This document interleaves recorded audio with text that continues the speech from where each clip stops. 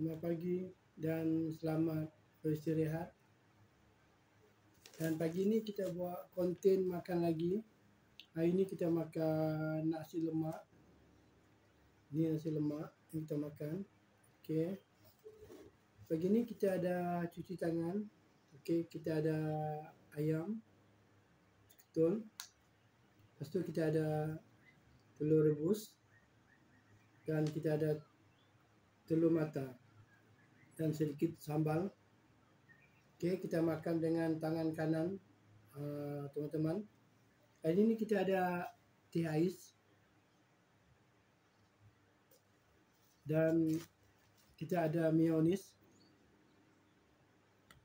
Yang seronok dia teman-teman, kita ada ni teman-teman. Kalau orang panggil ni kuih penjaram. Kalau di tempat kalian ini dipanggil apa? Kuih penjaram.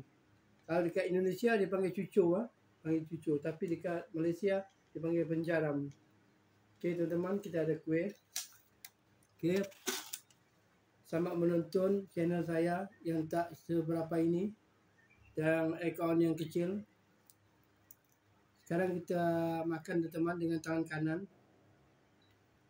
Kita ambil sambal sedikit dan telur sedikit teman-teman. Okey. Sekarang kita makan. Bismillahirrahmanirrahim.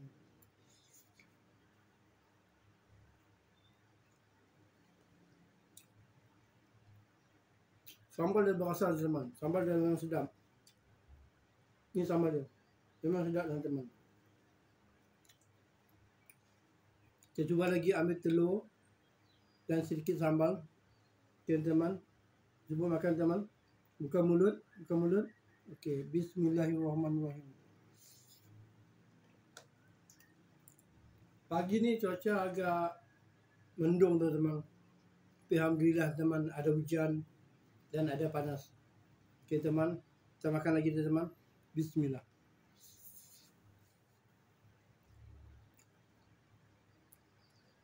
Mungkin teman-teman yang menonton video saya, terima kasih. Dan saya ucapkan tak terhingga. Utamanya penonton Malaysia teman-teman. Banyak support saya. Dan Indonesia. Dan Filipina. Terima kasih banyak-banyak yang menonton saya di YouTube. Okey teman, kita makan. Bismillahirrahmanirrahim.